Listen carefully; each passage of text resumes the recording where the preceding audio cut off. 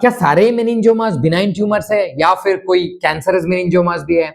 क्या ऐसा हो सकता है कि मेनिंजियोमा निकालने के बाद बार बार वहां पे ग्रो हो रहा है, बट मेडिसिन देने से ट्यूमर का साइज पे ऐसा कुछ कोई खास असर नहीं होगा। एंड आप जो भी जितना भी सेकंड, थर्ड, फोर्थ, फिफ्थ जितना भी ओपिनियन आप लोगे ना, आप ऐसे इंसान से ले लो वो क्वालिफाइड है ये डिजीज को ट्रीट करने के लिए। वो कोई क्वैक नहीं है जो आपको बोलेगा कि कुछ नहीं, सुबह उठ के कुकुड़ पोजीशन में बैठ के ये करो तो वो ठीक हो जाएगा। नहीं, ऑपरेशन होने के बाद अच्छा खासा अगर रिकवरी हो जाए तो बहुत सारे patients lost to follow up हो जाते हैं, मतलब उसके बाद वो आते नहीं है। तो कहानी खत्म, चैप्टर क्लोज्ड, क्यों जाना है।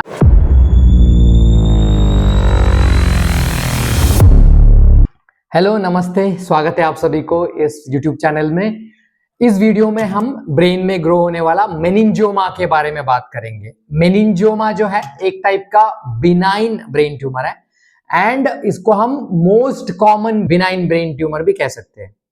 वैसे ग्रो होने के लिए ब्रेन में भी होगा, स्पाइन में भी होगा, बट इस वीडियो में हम सिर्फ ब्रेन में होने वाले मेनिंजियोमास के बारे में बात करेंगे। मेनिंजियोमा के बारे में जानने से पहले यह जानना जरूरी है कि ब्रेन के कवरिंग्स क्या होता है। मतलब जो हमारा खोपड़ी के अंदर जो ब्रेन होगा ना, उसके अराउंड 3 लेयर के कवरिंग होंगे।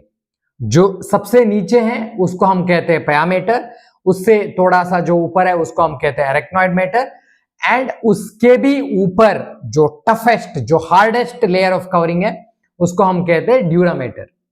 तो ये जो ड्यूरामेटर के जो सेल्स है, जो माइक्रोस्कोपिकली आप उसको देखोगे तो जो सेल्स है उसको हम मेनिंगोथीलियल सेल्स कहते हैं। अगर वहां से कोई बिनाइन ट्यूमर ग्रो हो जाए तो उस टाइप के ट्यूमर को हम मेनिंजियोमा कहते हैं। तो ये ड्यूरामेटर जो है ये ब्रेन को ऑल अराउंड कवर कर देता है। तो इसीलिए ये जो मेनिंजियोमा है ब्रेन के आसपास लगभग कहीं पे भी ग्रो हो सकता है। तो डिपेंडिंग ऑन द लोकेशन कि ये कहां से ग्रो हो गया, मेनिंजियोमा को हम अलग अलग नाम से बुलाते हैं। अगर वो यहां पे हो जाए तो उसको हम कहते हैं कॉन्वेक्सिटी मेनिंजियोमा, यहां पे हो जाए तो ऑल्फैक्टरी ग्रूव मेनिंजियोमा, या पीछे हो जाए तो फोरामेन मैग्नम मेनिंजियोमा। ऐसे बहुत सारे वर्ड्स हैं डिपेंडिंग ऑन कि कहां एग्जैक्टली ये अराइज हो रहा है। सो दिक्कत क्या होगा अगर मेनिंजियोमा सिर के अंदर ग्रो हो जाए, तो उससे क्या एग्जैक्टली होता है पेशेंट को, और हमें ये कैसे पता चलते, कैसे हम इस चीज को डायग्नोज करते हैं, इसको हम जानते हैं। ओके, तो जैसे कि मैंने बोला, ये सिर के अंदर ये कहीं पे भी ग्रो हो सकता है, क्योंकि ड्यूरा जो है ऑल अराउंड ब्रेन को सराउंड कर रहा है, तो ये ग्रोथ कहीं से भी हो सकता है। तो उससे जो सिम्टम्स निकल आएंगे उसको हम 2 ब्रॉड कैटेगरी में डिवाइड करेंगे। एक वो हो गया साइट स्पेसिफिक, ये जहां से अराइज हो रहा है उसके बेसिस पे सिम्टम्स आ रहा है, उस वहां के जो आसपास के जो स्ट्रक्चर्स है वो दबने के वजह से सिम्टम्स आ रहा है।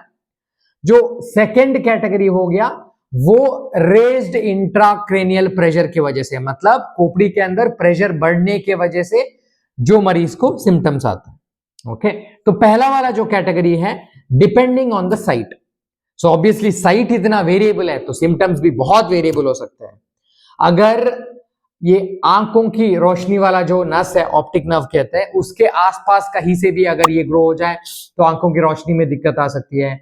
अगर ये थोड़ा सा पीछे की तरफ जहां पे एक नस है जिसको हम ट्राइजेमिनल नर्व कहते हैं, उसको अगर इरिटेट करे तो ट्राइजेमिनल न्यूराल्जिया, मतलब चेहरे पे दर्द महसूस होना, ये हो सकता है। ये ऑल्फैक्टरी ग्रूव मेनिंजियोमा कहते हैं, जहां पे जो हमारा स्मेल को परसीव करने वाला जो नर्व है वो अगर दब जाए तो स्मेल का परसेप्शन नहीं होगा। तो ऐसे अलग अलग सिम्टम्स हैं जो मरीज को हो सकते हैं डिपेंडिंग ऑन कि ये मेनिंजियोमा कहां से अराइज हुआ है। हाँ, एक और जो सिम्टम लोकल इफेक्ट की वजह से है बट साइट स्पेसिफिक नहीं है, वो ये है कि जहां का ड्यूरा स्ट्रेच हो रहा है, प्रेस हो रहा है, उसके वजह से क्रॉनिक लॉन्ग टर्म तक डिफ्यूज हेडेक सा होना, ये हो सकता है। जो अब आते हैं सेकेंड कैटेगरी में, that is because of raised intracranial pressure. अब रेज्ड इंट्राक्रेनियल प्रेशर की वजह से मरीज को बहुत ज्यादा हेडेक आना, स्पेशली यहाँ पे आगे वाला हिस्से में, फिर उल्टी होना, एंड ये हेडेक ज्यादातर टाइम में अर्ली मॉर्निंग ज्यादा रहता है। तो ये ऐसे सिम्टम्स अगर दिख जाए वो एक बहुत जनरल सिम्टम है because of raised intracranial pressure. And ये जो मेनिंजियोमा है, बिकॉज क्योंकि ऑब्वियसली ये बिनाइन ट्यूमर है, तो इसका ग्रोथ बहुत रैपिड नहीं होगा, ये बहुत धीरे धीरे धीरे ग्रो होगा। एंड ये जैसे जैसे ग्रो होगा, ऑब्वियसली जो आसपास के जो स्ट्रक्चर है उसको दबा तो सकता है, इन एडिशन टू दैट जो आसपास के जो स्ट्रक्चर है उसको एंगल्फ भी कर सकता है। मतलब दिमाग को ब्लड सप्लाई करने वाले अगर कुछ कुछ इंपॉर्टेंट खून के नस अगर है वहां पे, तो ये ट्यूमर उसके अराउंड पूरा ग्रो हो सकता है। ये इंपॉर्टेंट क्यों है ये हम आगे जानेंगे। वैसे तो मैंने बताया कि ये बहुत धीरे ग्रो होने वाला ट्यूमर है, बट क्या सारे मेनिंजियोमास बिनाइन ट्यूमर्स है या फिर कोई कैंसरस मेनिंजियोमास भी है? क्या ऐसा हो सकता है कि मेनिंजियोमा निकालने के बाद बार बार वहां पे ग्रो हो रहा है?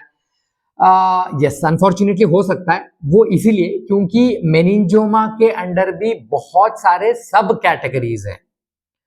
ज्यादातर मेनिंजियोमास ग्रेड 1 के होते हैं, बट कुछ कुछ ऐसे मेनिंजियोमास है जो ग्रेड 2 है, एंड कुछ कुछ ऐसे मेनिंजियोमास है जो ग्रेड 3 है।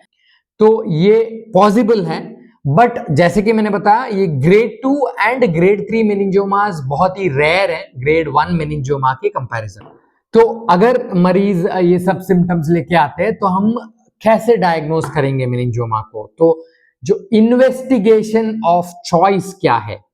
इन्वेस्टिगेशन ऑफ चॉइस हमेशा एमआरआई ब्रेन है। जब हम एमआरआई करते हैं तो हमें बहुत ऑब्वियसली वहां पे मेनिंजियोमा जो ग्रो हुआ है वो दिखेगा, एंड उसके साथ हमें बहुत सारे इंफॉर्मेशन मिलेंगे ऑब्वियसली कि एग्जैक्टली कौन सी लोकेशन में है, उसका कंसिस्टेंसी क्या है, मतलब वो क्या बहुत हार्ड ट्यूमर है या थोड़ा सा सॉफ्ट है, एंड उसके आसपास के कौन से स्ट्रक्चर्स दब गए, कौन से स्ट्रक्चर्स एंगल्फ हो गए, तो एंड आसपास का ब्रेन कैसा है। कभी कभी क्या हो सकता है कि ये ट्यूमर ग्रो होने की वजह से ब्रेन में बहुत ज्यादा सूजन आ सकता है, एडिमा कहते हैं हम इसको मेडिकल लैंग्वेज में।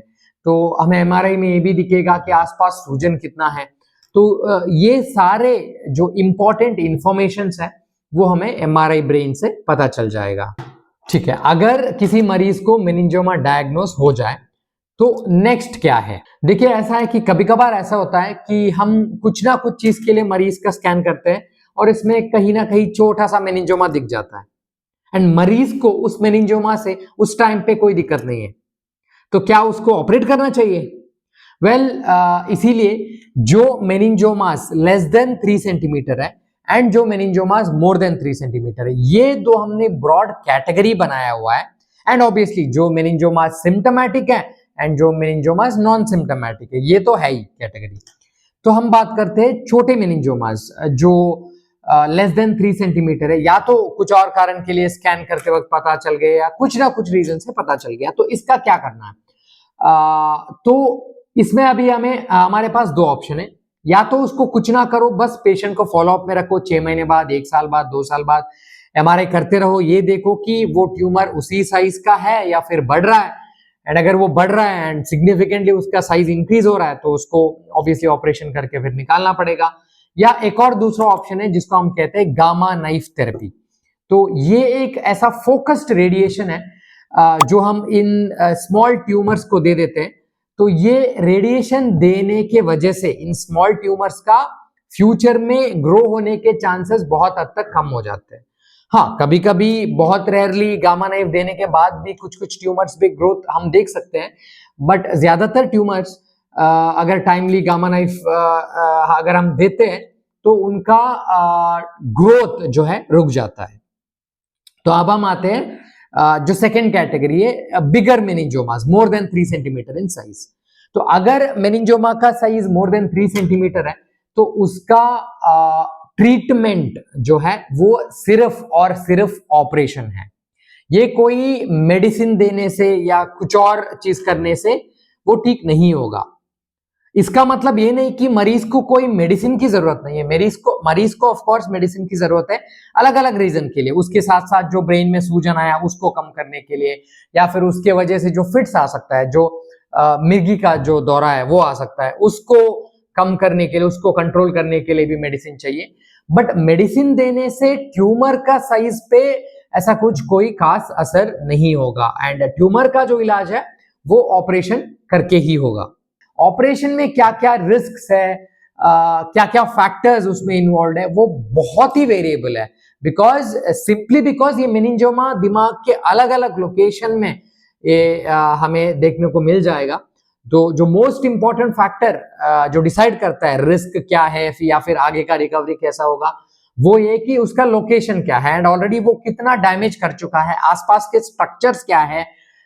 ऐसा कोई इंपॉर्टेंट ब्लड वेसल तो नहीं है जिसको वो एंगल्फ कर लिया। तो अगर ऐसा है तो ऑपरेशन के दौरान उस ब्लड वेसल पे डैमेज होना, बहुत ज्यादा ब्लीडिंग होना, ये सब हो सकता है।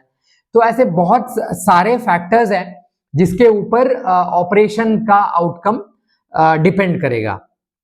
एंड एक बार ऑपरेशन हो जाए तो देखिए, थियोरेटिकली स्पीकिंग हर कोई चाहता है कि पूरा का पूरा ट्यूमर 100% ऑफ द ट्यूमर निकल जाए, बट कभी कभार बहुत सारे फैक्टर्स की वजह से ये 100% ट्यूमर रिमूवल होता नहीं है।